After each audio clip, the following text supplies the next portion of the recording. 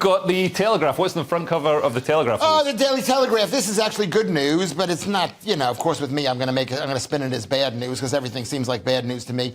That banks must respect the free speech of customers, and the Treasury berates lenders that shut accounts after taking exception to clients' opinions. And this comes after Nigel Farage had his accounts shut down. We don't know for sure that it's because of his political opinions and his activities, but it seems very likely. But wouldn't you say, Leo, what you just said before, let the market handle it? Why is the government getting involved in this and telling them not to do it? But this isn't the market handling. If banks just wanted to make money, because the thing is, all the people that have political opinions that are slightly to the right tend to be incredibly rich because they're sensible. It's sensible to have those opinions. Right. So they're going to have the conservative mindset invests, is self-reliant, generates wealth. So they're the accounts that. But you're saying it's just about money, Leo. But it's not. I'm saying it's not about money. No, it's not about money at all. This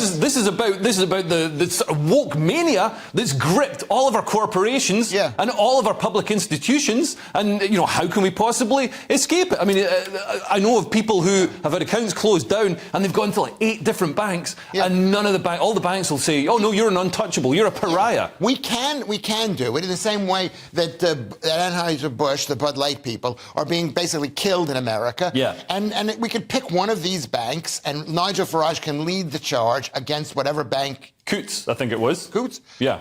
Nobody knows that bank. Well, it's a posh bank. It was the Queen's bank. I had a job interview there once. Obviously, I didn't get it because of my Scottish accent. They wanted somebody with a posh accent because really, when they virtue signal, they're missing out the fact that they're incredibly classist. Yeah. But I mean, Paul, maybe because they have to deal with people who are posh. They don't want they don't want somebody like me pretending that they're upper middle class. Anyway, Paul, what do you make of this? Can you imagine? This is the stuff of conspiracy theories 2 or 3 years ago is all complete reality now. This is controlling the way people speak so that they can operate. A bit like you need food and water. I don't know if you believe in food and water, Lewis. Yeah. You do? You believe in food and water? Just checking. However, it's like taking food and water away from humans. They won't survive. For a human or a person to survive in society, they need a functioning bank account now. There's absolutely no way around it. I know we talk about central digital currency a lot, and this is exactly why I'm against it. Because you cannot take away people's lifeblood just because they disagree with you. Who's making those decisions? If it's some small girl with purple hair, then that's not on. And it is somebody with purple hair. It is. All 7 of them? No, this decision came from up high. It came from No, I don't believe it did. I think it's a mania that creeps out across institutions, and it's the slow march through the institutions.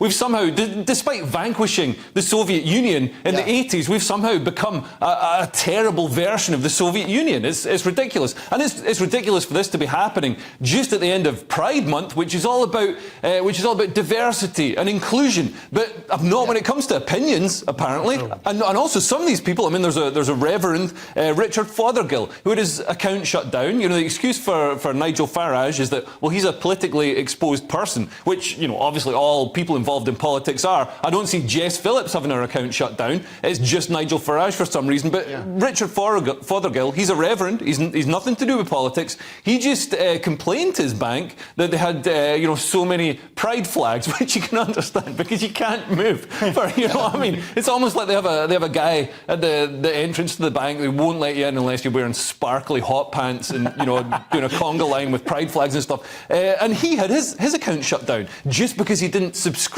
to the ideology. So you are happy having whatever you call it, the government, having the British state. Well, the treasurer is the final lender. This is the thing. All these banks that will let you have an account, they have to have an account with the Treasury. So nobody gets. But maybe at the end of the day, having this final power is gonna save us. Yeah, but what happens when the final power is in somebody else's hands? We're totally screwed.